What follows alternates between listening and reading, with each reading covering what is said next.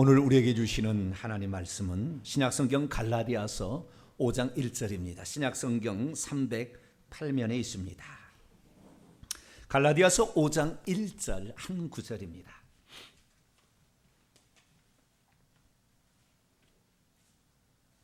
갈라디아서 5장 1절 말씀 다 찾으셨으면 한 목소리로 합독하도록 합니다. 시작.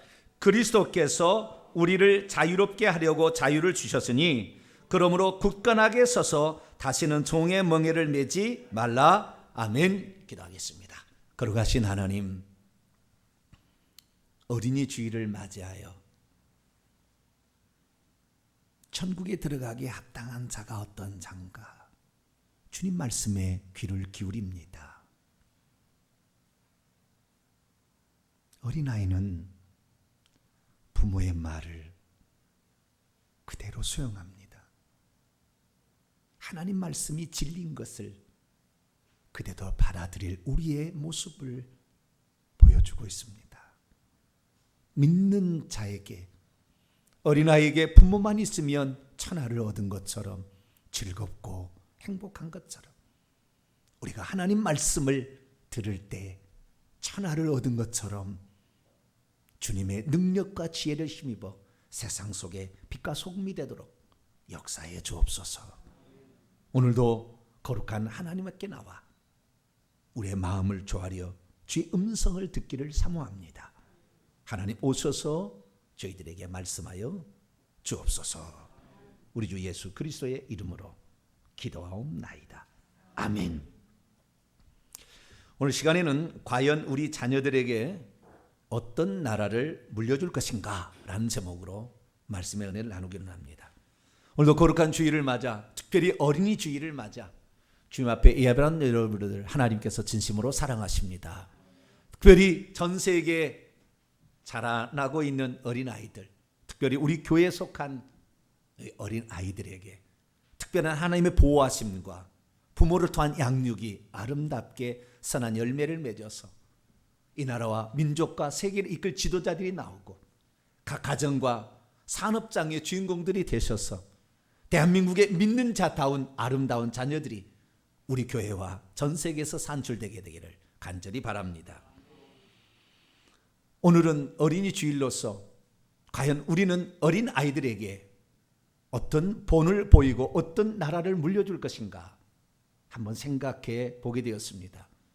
코로나 사태로 말미암아 단순하게 코로나의 질병의 문제만을 생각했던 근시안적 안목에서 벗어나 하나님께서 왜 코로나를 허락하셨는가에 큰 안목을 나가봤더니 우리가 제자 삼으라는 그 명령만을 준행하여서 그냥 예수 믿게만 어떻게 해보려고 했지 우리 스스로가 세상 속에서 빛과 소금이 되지 못함으로 그리스도를 부러워하지 않고 그리스도를 존경하지 않는 것 때문에 결국에 이 코로나 사태는 우리에게 기독교인들이 전도의 문이 더 막히게 되는 결과를 가져오지 않았나.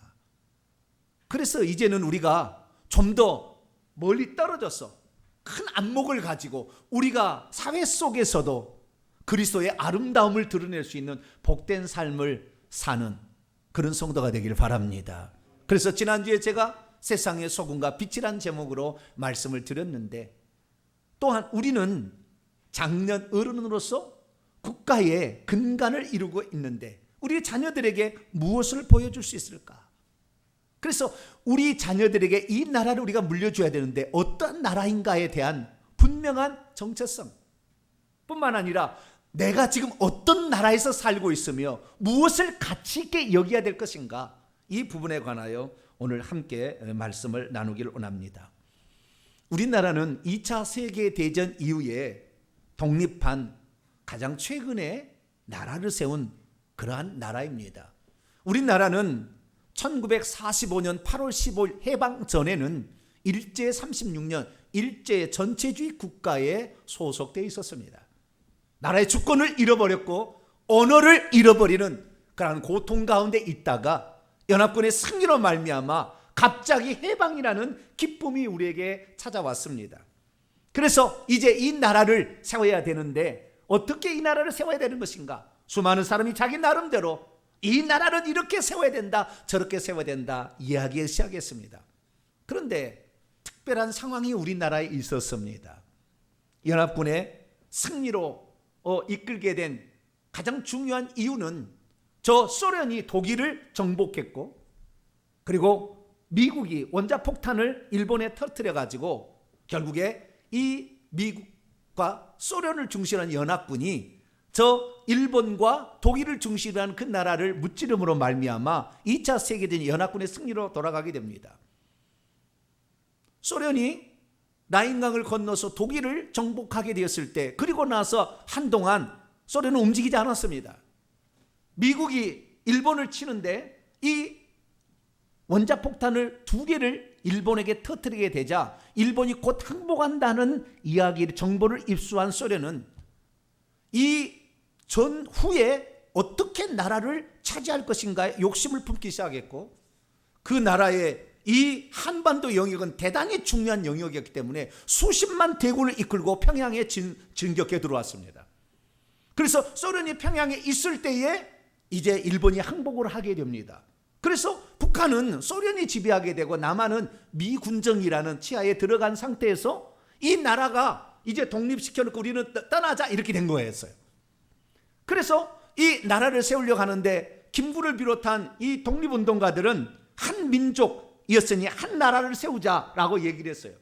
그런데 밖에서 이걸 쫙 쳐다보고 있던 이승만 대통령은 이 나라가 어떻게 될 것인가 라는 것을 살펴봤을 때 이 나라가 공산주의 나라로 가면은 이 나라는 결국에 절망에 빠지겠다라는 생각을 하게 된 거죠.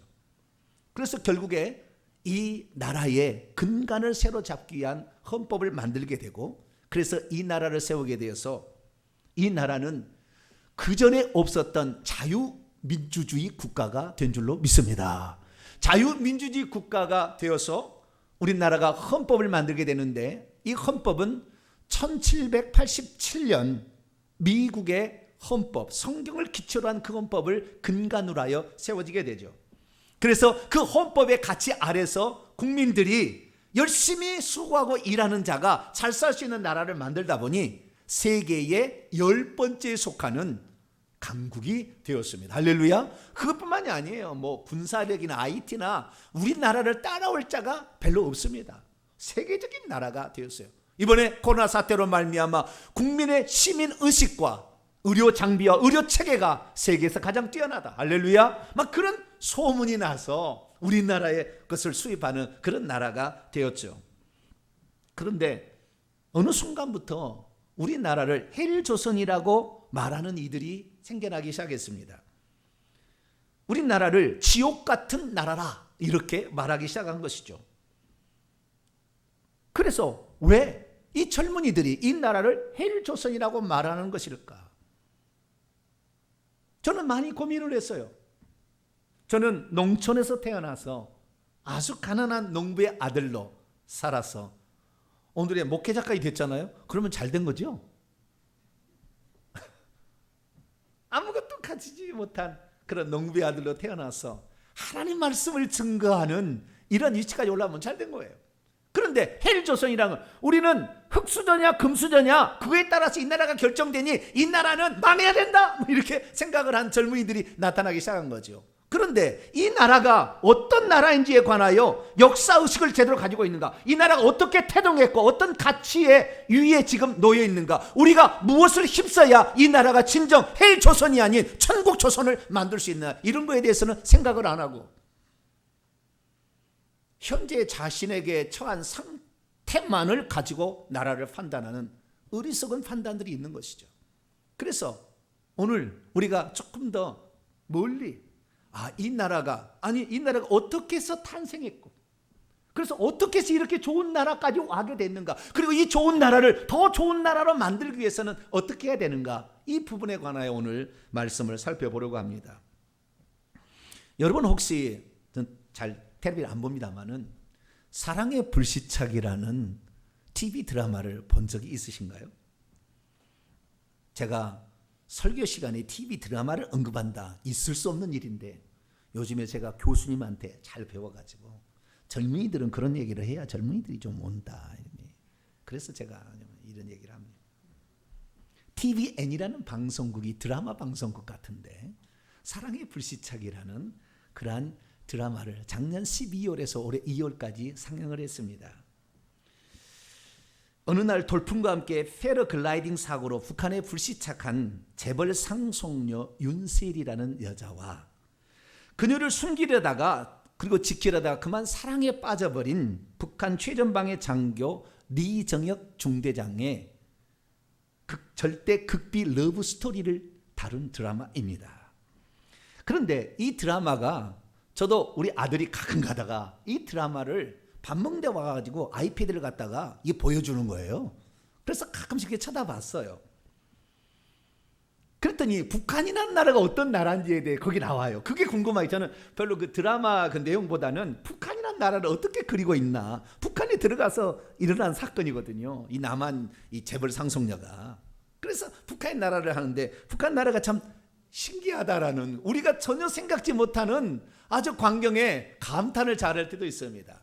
어떤 장면이 또 있냐면 제가 하나 인상 깊었던 것은 이 기차를 타고 이제 저 최전방에서 저 평양까지 가는데 무려 21시간을 타고 간다는 거예요. 왜 그렇게 많이 걸리는가? 그 이유가 있었어요. 이 기차를 타고 가다가 정상적으로 가면 얼마나 좋겠어요? 근데 기차를 타고 가다가 전기가 떨어지면 충전을 해야 되는지 뭘 해야 되는지 전기가 안 들어올 때가 있다는 거예요. 그러면 기차를 타고 가다가 기차가 섭니다. 이렇게 기차가 서요. 그리고 방송이 나옵니다. 전기가 아직 들어오지 않아서 잠시 정차하겠습니다. 그러니까 이제 윤세리가 물어보는 거죠. 잠시가 얼마입니까? 10시간? 10시간도 작을 거요. 얘기를 합니다. 더 걸린다는 거예요. 그러니까 이 전기가 충전된지 어떻게 된지 모르지만 좌우지간 이 전기가 안 들어와가지고 기차가 가다가 서는 거예요. 그리고는 10시간 있다가 간다는 거예요. 그러니까 10시간 동안 저기 있으면 얼마나 답답하겠어요. 그리고 배가 고프겠어요. 거기 안에서도 파는 거 있지만 다 떨어지잖아요. 그러니까 저 밑에 보세요. 수많은 벌떼처럼 메뚜기가 올라옵니다. 이 메뚜기라고 표현하는데 메뚜기는 뭐냐면 음식을 파는 사람들이에요. 막 달려와가지고 이제 이렇게 올려가지고 이 음식을 이제 파는 거예요. 음식을 파는데 음식도 떨어지잖아요. 그런데 쇳덩어리라 춥잖아요. 그러니까 밖에 나와가지고 모닥불을 피워놓고 따뜻하게 해야 더 따뜻하다고 추워도 밖으로 나온다는 겁니다. 안에 있기보다는. 그래서 이제 이 지푸라기 같은 것을 거기다가 갖다 놓고 그것을 이제 파는 거예요. 그 사람들이. 그러면 그거 사가지고 지푸라기를 앉았다가 이렇게 있는데 그래도 추우니까 모포를 또 파는 데 주세요. 모포를 빌려준지 파는지 좌우지가. 그러면 또 돈 주고 또 모포를 가지고 뒤집어 쓰고 있고. 그런데 모닥불을 피우니까 누가 또 옥수수를 구워 먹는 거예요. 옥수수를 또 파는 거예요. 그래가지고 또 옥수수를 사다가 저렇게 먹는 장면이 아주 특이한, 한 번도 우리는 경험하지 못했는데 아주 옛날 그 일들을 기억하게 만드는 그러한 장면이 나옵니다. 여기에서 우리는 전기의 소중함을 우리는 모르고 살았구나.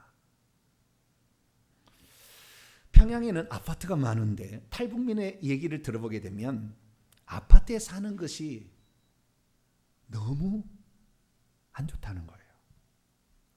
최악이라는 겁니다. 왜 그러느냐 그랬더니 수시로 전기가 나간답니다. 수시로 전기가 나가니까 평양에 살아도 엘리베이터를 운영을 안 한다는 거예요. 그래서 최고의 간부는 낮은 층에 살아요. 그리고 별로 핫발이 이런 사람들은 저 꼭대기층에 살아야 돼요. 전기만 떨어지면 걸어서 올라가야 됩니다. 그러니 얼마나 아파트 사는 것이 곤혹인지 모른다. 그런 전기만이 아니라 수돗물도 잘 안 나온대요.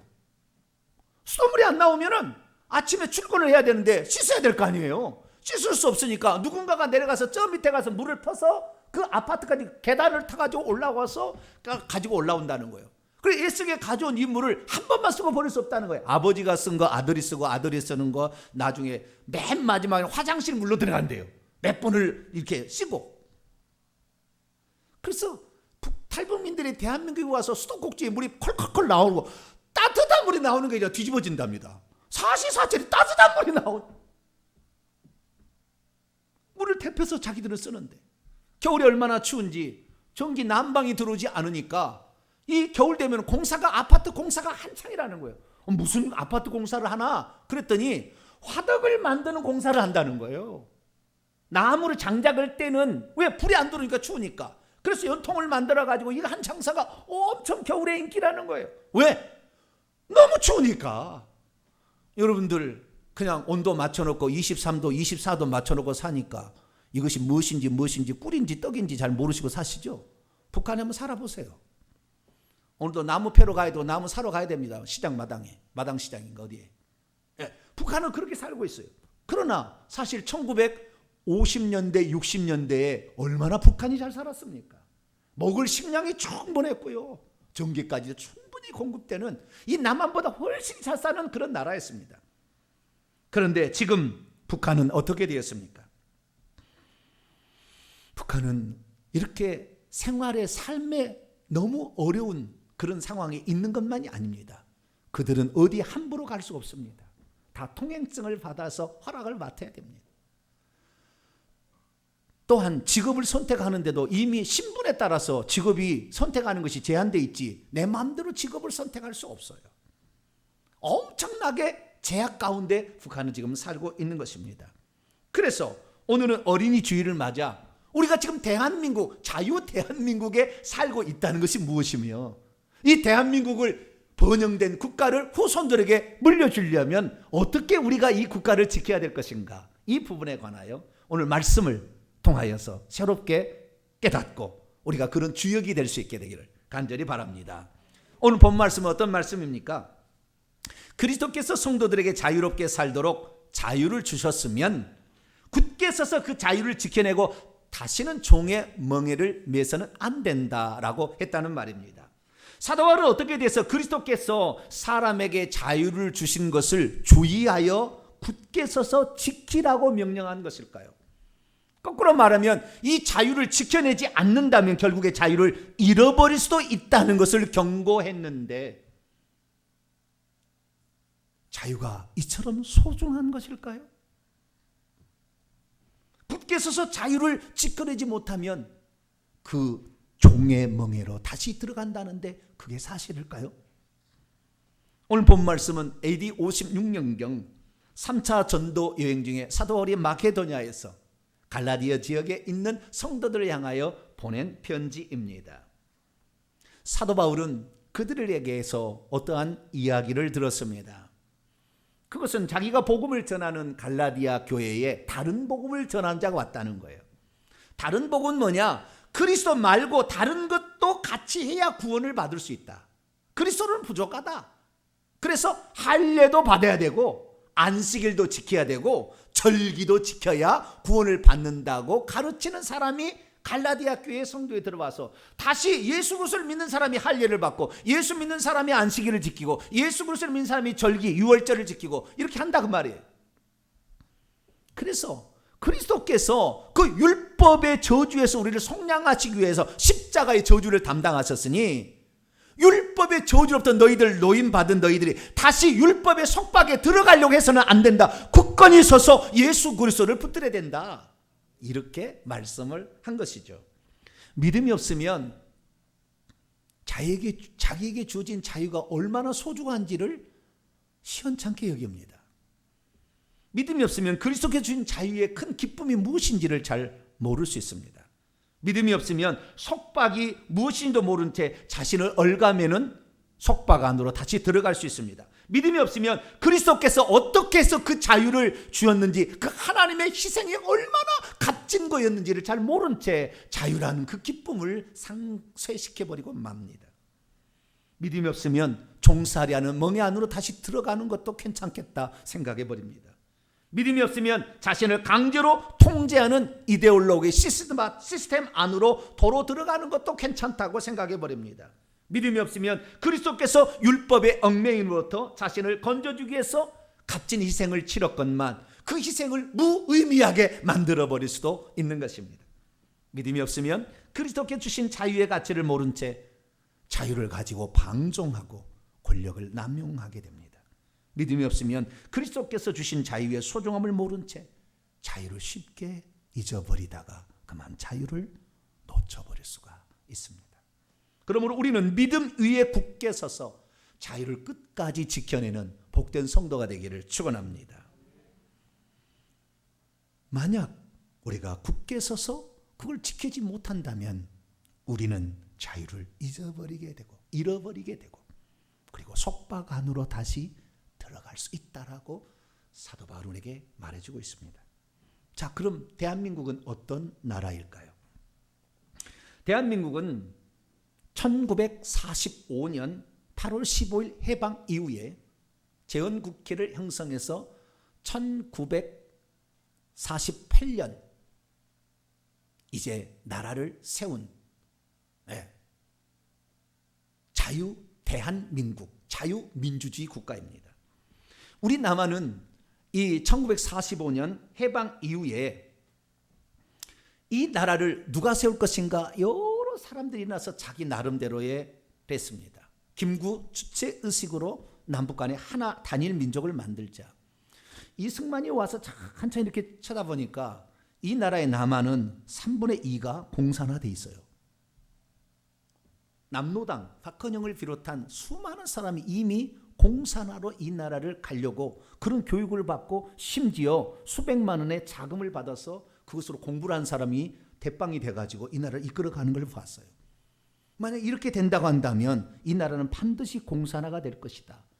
그래서 이 나라가 공산화되지 않게 해서는 한 민족이라는 그 말로서 이렇게 말하지만 실제로 공산화시킬 수 있는 위험성이 매우 높음을 알고 남한만이라도 자유 독립 국가를 만들어야 되겠다 건의를 해서 결국에 유엔이 허락을 합니다. 그래서 1948년 5월 10일 날 자유 총선거를 하는데 북한은 안 하겠다 했어요. 그래서 남한만 총선거를 하는데 제주도민은 우리는 단일 민족을 해야 된다고 거부를 했어요. 그래서 제주도만 두 선거구가 선거를 못했어요. 그래서 4.3 사태가 일어나는 거예요. 좌우지간 이 남한의 선거가 총 200개였는데 198개가 총선거를 실시했습니다. 그래서 198명의 국회의원을 탄생시킵니다. 이 국회의원들이 모여서 이 나라의 근간을 만드는 헌법을 만들었으니 7월 12일 날 헌법을 제정하게 되고 7월 17일 날 이 헌법을 공포하게 됩니다. 그래서 이 나라는 이전에는 우리는 조선시대는 왕정이었습니다. 절대 왕정 국가. 그러다 일본 전체주의 국가에 소속되어 있다가 자유민주주의라는 새로운 나라를 탄생했습니다. 그래서 우리나라가 어떤 나라인지는 어디에 규정되어 있냐면 헌법에 규정되어 있는 거예요.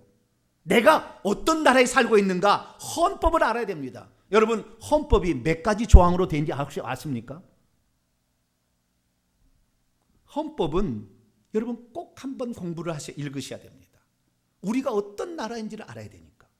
헌법은 총 130개 조항이 되어 있습니다. 그중에 제1번이 가장 중요합니다. 우리나라가 어떤 나라인지를 선언하는 거죠. 우리나라는 이렇게 딱 선언하고 있습니다. 대한민국은 헌법 1조 1항 대한민국은 민주공화국이다.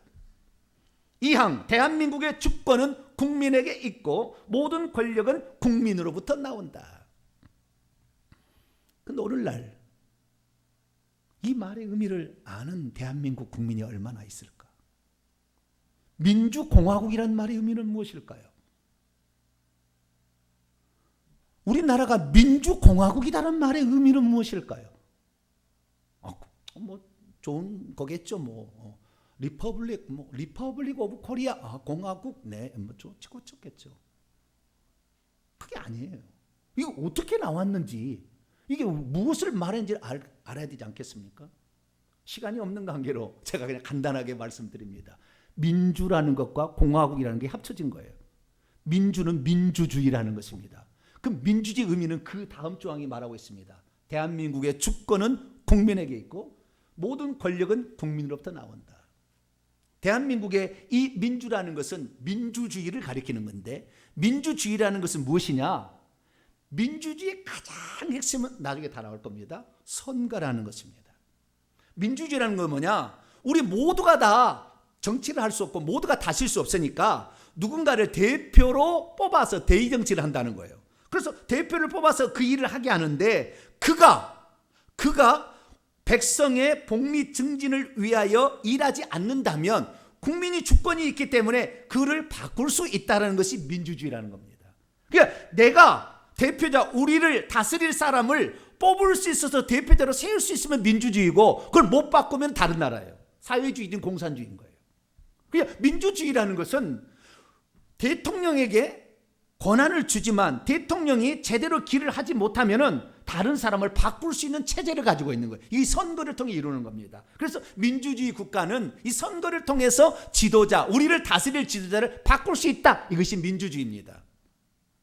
두 번째, 공화국이다. 이 공화국이다는 무엇입니까? 공화국, 함께 공자 화할 화자잖아요.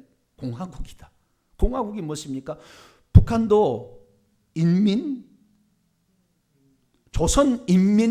조선민주주의 인민공화국입니다. 정확히 말하면 조선민주주의 인민공화국.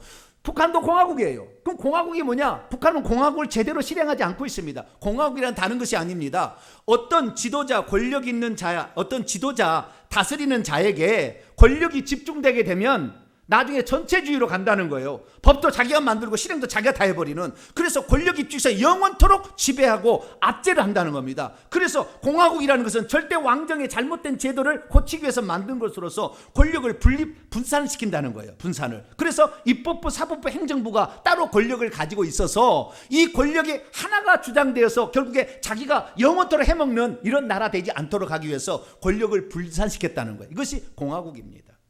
그래서 대통령은 행정부의 수장입니다. 사법부의 수장 아닙니다. 입법부의 수장이 아니에요. 국회의장이죠. 다 따로 있습니다. 그래서 이 정확히 하나님이 아니라 이 우리나라는 이 헌법에 이런 권한을 분립을 시켜놓은 거죠. 그래서 대한민국은 이것을 지금 근간으로 해서 세워졌습니다. 여러분, 그래서 우리나라는 참으로 좋은 나라인데 특히 자유민주주의라 하는 것은 이 헌법에 보면은 자유라는 말이 무려 10번 이상이 나옵니다. 자유, 무엇에 자유가 있다는 자유가. 그 자유를 간단히 요약해 보면은 첫째는 정당 설립의 자유. 누구든지 정당을 설립하고 국가가 돈을 지원하게 돼 있어요. 정당 설립의 자유.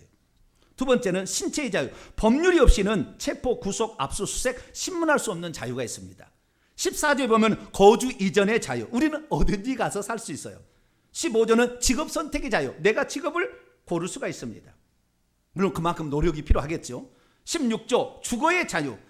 압수수색 영장이 없이는 함부로 집에 침투할 수 없다는 겁니다. 제17조 사생활 비밀의 자유. 우리가 얘기하는 것을 남에게 누설하지 않을, 강제로 누설하지 않을, 신문받지 않을 자유가 있는 것입니다. 19조 양심의 자유, 20조 종교의 자유, 21조 언론, 출판, 집회, 결사유. 우리는 나라의 허락을 받고 집회를 할 수 있지 않은 게 아니라 누구든지 집회를 할 수 있도록 헌법에 규정되어 있습니다. 제22조 학문과 예술의 자유. 근데 이 중에서 중요한 우리가 하나 알아봐야 될 것은 종교의 자유입니다. 제20조. 종교의 자유는 뭐냐? 1항 모든 국민은 종교의 자유를 가진다. 2항 국교는 인정되지 아니하며 정치와 종교는 분리된다. 이 얘기는 좀 이따 하도록 하겠습니다. 이러한 놀라운 자유를 우리가 가지고 있기 때문에 우리 민주주의를 어떤 민주주의라? 자유민주주의라고 우리는 말하고 있는 것이죠. 그런데 북한은 1950년 이후 남북 분단 이후에 70년 만에 세상에서 가장 못 사는 나라가 되었습니다. 대체 똑같이, 아니 북한은 70%의 지하 자원을 가지고 있었고 남한은 30%가 없는 열악한 환경이었는데도 그렇게 많은 지하 자원을 가지고 있는 북한은 어떻게 돼서 가장 못 사는 나라 되고, 가장 북한보다 못 사는 나라는 남한은 70년 지난 다음에 세계 10위권 안에 들이는 부강한 나라가 되었냐 그 말이죠.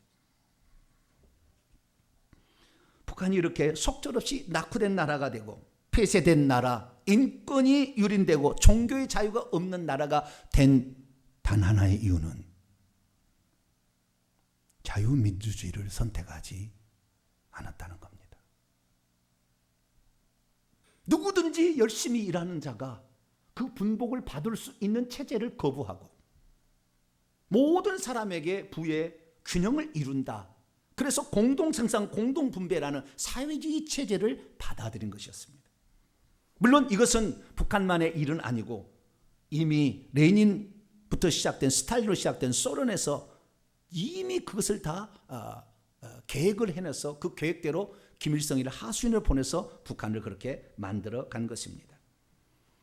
북한은 해방 후 노동자, 농민이 주인되는 세상을 만들자는 타이틀을 내걸고 북한을 새로운 나라를 만들겠다고 선언을 합니다.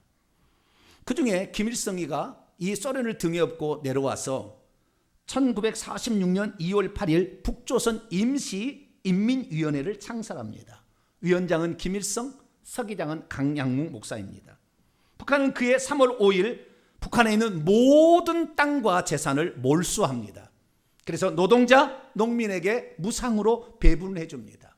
아무것도 없는 사람들이 그냥 노예처럼 상민으로 천민으로 살았던 사람들까지 땅을 주고 집을 주니까 얼마나 좋았겠어요. 김일성 초상화를 동네마다 걸어놓고 날마다 박수치면서 김일성의 노래를 불렀습니다.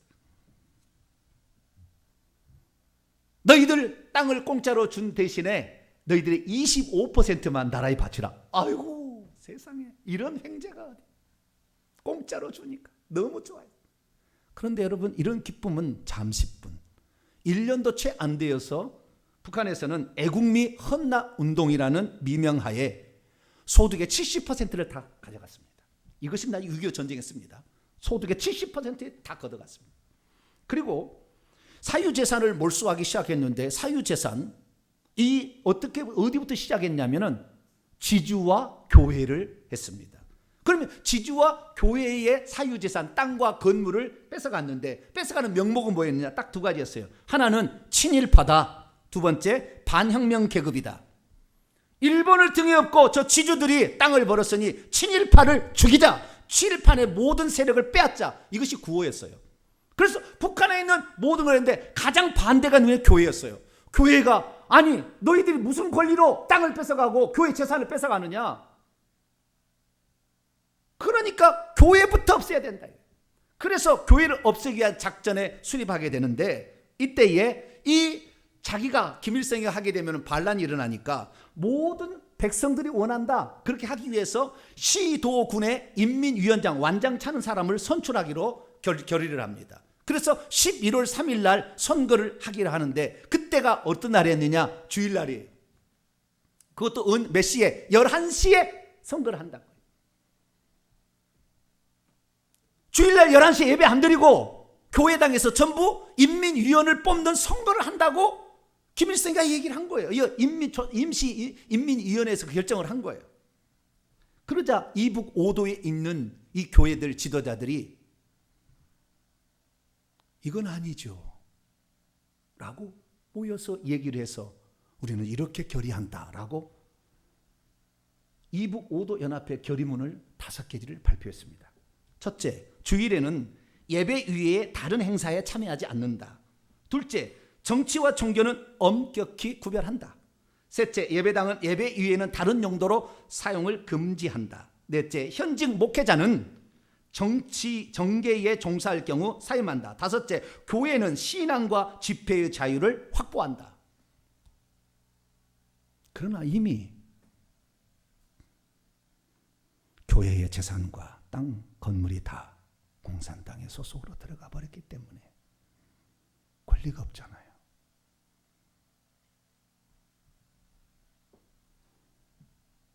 결국에 11월 3일 날 선거는 실시되었습니다. 여러분, 북한의 멸망은 기독교에서 자원해서 그렇게 한 거예요. 3년 만에 북한의 모든 교회 3,500개의 교회가 소멸됐습니다. 왜 그랬을까요? 합법적으로 인민위원들을 나라의 지도자로 뽑아줘 버려서 그랬습니다. 그때 선거를 했는데요. 여러분 놀라지 마십시오. 우리 남한에 무슨 대통령이나 국회의원 선거 60, 70% 나오잖아요. 이 나라의 이때에 11월 3일 날 투표율이 99.97%. 아픈 사람을 제외하고 다 나온 것 같아요. 99.97%의 투표율을 보였습니다. 그리고 찬성률을 보였는데 찬성률이 98.49% 공산당의 좋다고 밀어줬어요. 여러분, 이것이 무엇을 말해주는 것입니까? 합법적인 공산정부를 탄생시켜준 거예요. 누가? 믿는 사람들이 조차 다 참여해서. 여러분, 교회는 그때 어떻게 해야 됐습니까? 우리 이북 오도민이 결의한 것처럼 교회는 정치의 어떤 수단으로서 이용될 수 없다. 예배의 자유를 보장하라. 그리고 북한에서 일어나서 계속 이렇게 얘기를 했어야 됐어요. 그러나 얘기를 안 한 거예요. 왜 얘기를 못 했을까요? 그렇게 얘기하면 얘기한 사람마다 쏙쏙 잡아서 감옥에 가서 고문을 했거든요. 누가 했습니까? 강양묵 목사가 했습니다. 강양묵 목사가 어떻게 했느냐? 강양묵 목사는 어용 북한 기독교 조직을 만들었으니 북조선 기독교연맹을 만들어서 이렇게 하자고 지지성명을 냈습니다. 북한 교회는 김일성을 절대 지지한다. 북한 교회는 남한 정권을 인정하지 않는다. 북한 교회는 선거에 솔선하여 참여한다. 이것을 결의했고, 만약 여기에 반대하는 모든 목회자들을 잡아다가 감옥에 쳐넣습니다. 그리고 갖가지 고문을 했고 죽이기도 하고 시베리아로 보내버렸습니다. 3,500개의 지도자들이 다 말살됐습니다.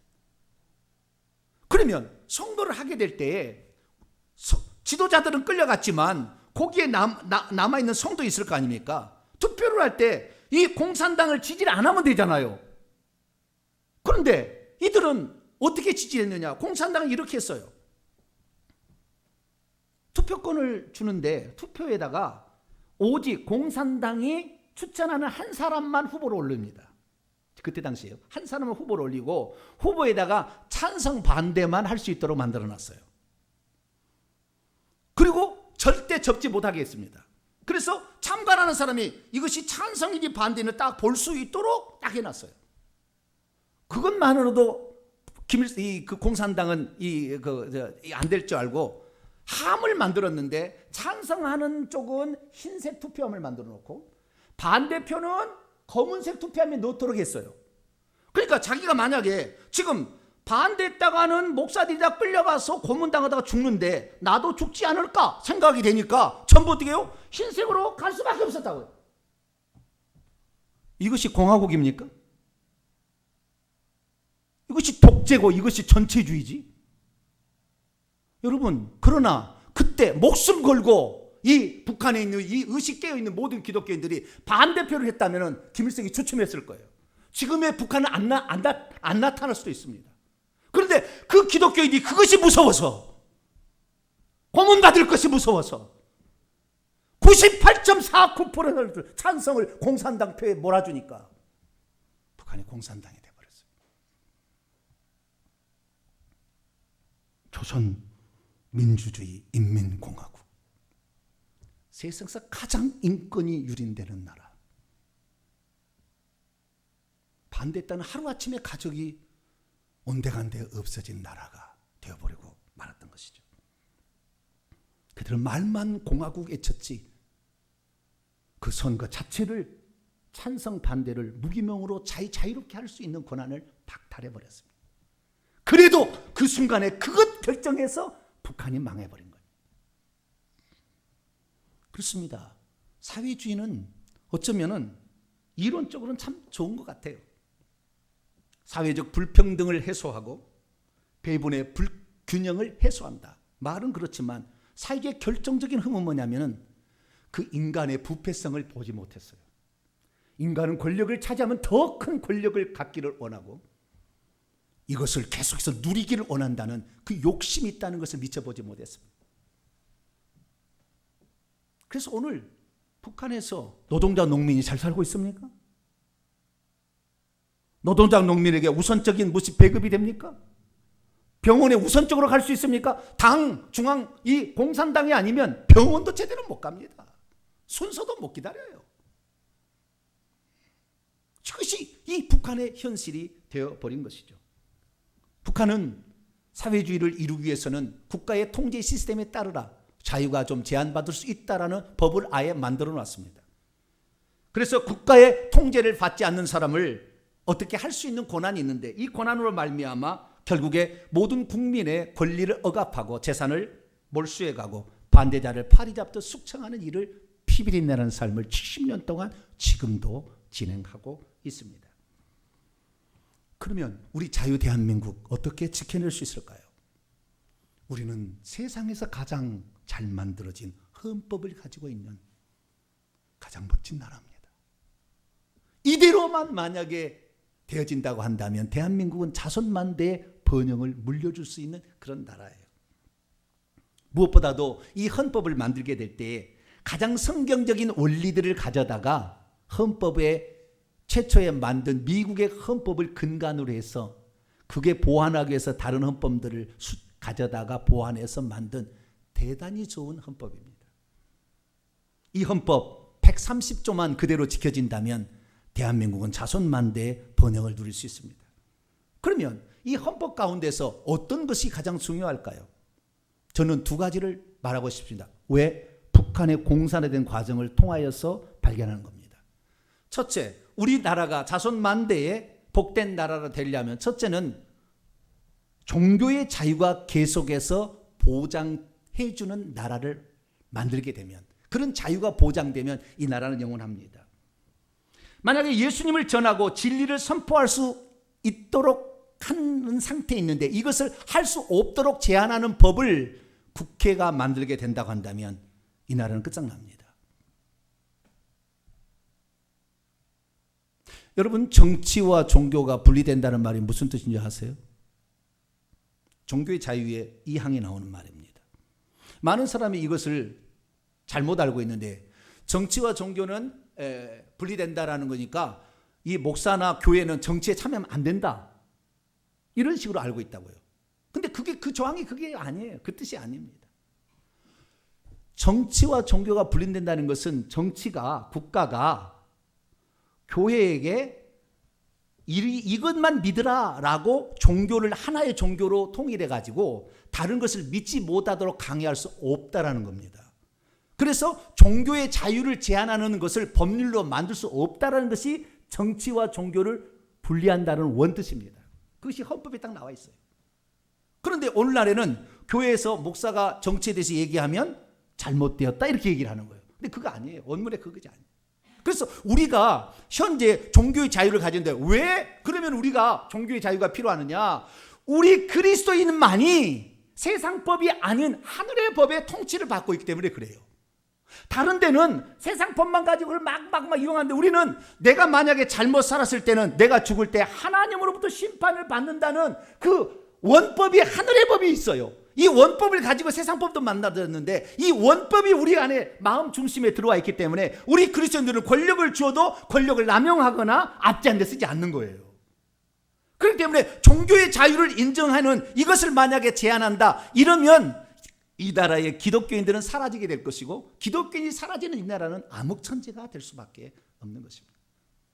그래서 이 종교의 자유가 끝까지 보존될 수 있도록 우리는 이것을 꼭 지켜내야 될 줄로 믿습니다. 그런데 기독교인들이 이 종교의 자유를 얘기를 하는데 이 헌법에 규정되어 있기 때문에 이것을 만약에 바꾸려 한다면 거부감이 있을 것 같으니까 이 반대의 사람들이 어떻게 생각하냐면 이 종교의 자유를 침해하지 않는 것처럼 해가지고 인권을 존중한다면서 성소수자법, 성차별법 무슨 이런 걸 만드는 거예요. 낙태 허용법을 만들어가지고 이걸 통해서 인권을 주장한다 하지만 이것은 결국에 하나님의 창조와 질서를 어기는 음란을 만들어서 가정을 파괴해버리는 그런 일로 지금 전 세계가 그쪽으로 지금 몰아가는. 왜? 자유민주주의라는 것을 직접적으로 대놓고 핍박할 수는 없으니까. 그래서 우회적인 방법을 써서 있어요. 이것을 만약에 국회에서 만들려면 이것을 저지해야 될 줄로 믿습니다. 이것이 기독교인을 핍박하는 전 단계예요.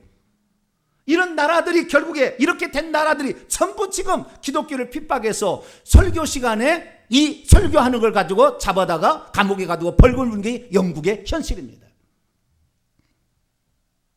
그래서 우리는 이 종교의 자유를 끝까지 수호해야 될 줄로 믿습니다.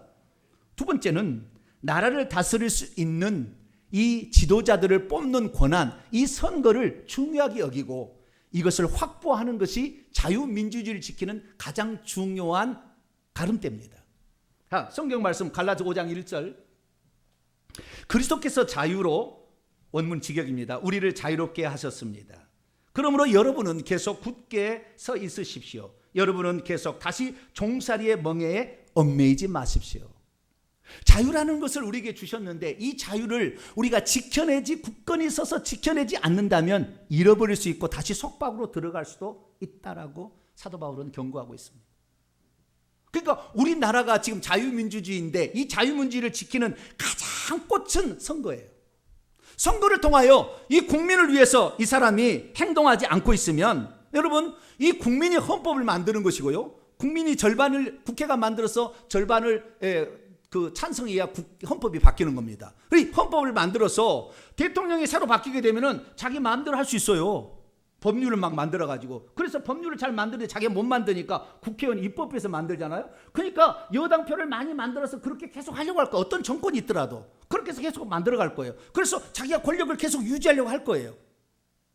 그래서 함부로 이 법률로서 그거를 만들지 못하도록 하기 위해서 헌법을 만들어 놓은 거예요. 그 위에다가. 그래서 너는 대통령의 선언은 1번에 헌법적 가치를 준수한다고 딱 돼 있다고요. 헌법적 가치를 준수해서 너희는 국민이 세운 지도자인 것을 알고 국민을 위해서 봉사하라. 그렇지 않으면 다음에 너를 안 뽑아준다 이거예요. 그러니까 선거야말로 이 민주주의를 지키는 가장 핵심의 핵심. 그래서 우리는 함부로 묻을 끌어내리면 안 돼요. 그 대통령 또는 국회의원의 권한을 4년, 5년인데 이 기간을 존중해 줘야 돼요. 그리고 딱 끝나는 순간에 당신이 했던 것에 우리는 재판합니다. 심판한다. 생각해서 그 사람을 뽑아주지 않을 때 조심할 거 아니에요, 국회의원이. 내가 잘못했다가 이거 완전히 국민의 지지를 잃어버리면 나는 완전히 똥되네 이 말이에요. 그래서 우리가 가지고 있는 이 선거권, 이 주권을 엄청 잘 행사해야 되는 거예요. 한쪽에 너무 편중돼서도 안 되는 거예요. 그래서 균형을 잘 맞춰야 돼요. 그래야만이 이 나라가 자유민주주의가 이 균형, 그 세력의 균형을 맞춰서 갈 수가 있는 것이죠. 여러분은 혹시 국회의원이 몇 살 때 될 수 있다는 거 혹시 아십니까? 여러분은 이 나라의 대통령이 몇 살부터 대통령 될 수 있다는 그 자격을 혹시 아십니까? 민주주의의 가장 큰 꽃, 민주주의의 가장 결정체, 민주주의를 이뤄가는 근간은 종교의 자유지만 이것의 시스템은 이 선거인데 우리 선거에 대해서 너무 몰라요. 내가 어떻게 어떤 사람을 뽑아야 되는지에 대한 정확한 의식을 갖지 못하고 이 종교의 자유를 허락하지 않으려고 법을 만드는 자들을 선택하지 않아야 돼요. 만약 이를 선택하면 입법부에서 그 국회의원이 만들어서 결국에 기독교인들은 핍박의 대상이 돼서 죽어갈 거예요. 북한처럼. 그중에 어용 목사 나오겠죠. 강양욱처럼. 갑자기 제가 야당의 총재 같은 느낌이 팍 드네요. 그런 건 아니고 민주주의 투사가 된 것 같아요. 근데 그게 아니고 우리나라의 자유민주주의를 지키기 위해서는 우리가 가지고 있는 이 종교의 자유가 끝까지 보존될 수 있도록 굳건히 붙들어야 되고 뿐만 아니라 우리에게 주권, 민주주의의 근간이 이 주권 행사 선거를 잘해야 된다. 할렐루야. 그럴 수 있게 되기를 바랍니다. 자유는 가만히 있으면 지켜지는 게 아닙니다. 굳게 서서 그 자유를 지키기 위해서 몸부림을 치고 종의 멍에를 매지 않기 위하여 속박에 들어가지 않기 위해서 스스로 몸부림을 쳐야 한다는 것이죠. 그렇다고 해서 자유민주주의가 100% 옳다 말할 수 없어요. 자유민주주의는 여기에 자본주의가 들어와 있어서 사유재산을 인정하고 이윤 획득을 추구하다 보니 부의 편증과 노동력의 착취가 일어날 수 있습니다. 그래서 기독교가 필요합니다. 왜? 모든 것의 주인이나 종이 되어서 이 땅에 섬기신 예수 그리스도, 모든 것을 가졌으나 자기를 위해 쓰지 아니하고 남을 위해 쓰신 그리스도. 할렐루야. 그래서 이 그리스도가 안에 들어간 사람이 지도자가 되게 될 때에 자유민주주의도 더 확실한 정말 하나님이 기뻐하는 나라가 될 것입니다. 사유주의가 100% 틀리고 자유주의가 100% 옳다 말할 수는 없어요. 그러나 이 자유라는 것을 헌법에 보장하고 있는 이것을 우리가 지켜내기 위해서는 선거의 중요성을 알고 또한 교회를 종교의 자유를 함부로 하지 못하도록 법률로 제한하는데 이것을 계속 허용해버리면 나중에 반드시 교회를 탄압할 거예요. 이 코로나 사태도 이와 비슷한 일이 진행되려고 했어요. 물론 공공선을 이루기 위한 특별한 측면이 있어서 교회가 기꺼이 양보했지만 만약에 교회가 복음을 전하는데 다른 사람의 복음을 전도를 안 받을 권리가 있다고 법을 만들어버리면 그 즉시 전도는 끝나는 겁니다. 그래서 우리가 이 선거를 통하여서 확실히 우리의 주권을 되찾으시고 종교의 자유를 계속 할 수 있도록 하는 자를 뽑아주고 그래서 우리가 이 하나님의 나라의 통제권에 들어서 스스로가 자기가 하나님께 심판받을 줄 알고 두렵고 떨림으로 국민을 섬길 줄 아는 그런 사람들이 이 나라의 지도자가 되게 함으로 이 나라를, 이 후손들을 번영하는 국가, 잘 사고 행복하고 기뻐하는 국가로 만들게 되는 저와 여러분 되시기를 바랍니다. 거룩하고 자비로우신 하나님, 오늘 저희 대한민국이 어떤 나라로 세워졌는가 살펴보게 하시니 감사합니다. 우리나라 이 자유 대한민국의 이 가치를, 헌법적 가치를 우리가 알고 이것을 끝까지 지켜내요. 이 대한민국이 자손만대에 번영하고 그것의 가장 근간은 우리 기독교인에 있음을 알고 기독교인들이 스스로 자기를 낮추어 섬기는 그런 위치에 낮아져서 이 대한민국을 하나님이 기뻐하는 나라로 만들어갈 수 있도록 도와주옵소서. 우리 주 예수 그리스도의 이름으로 기도하옵나이다.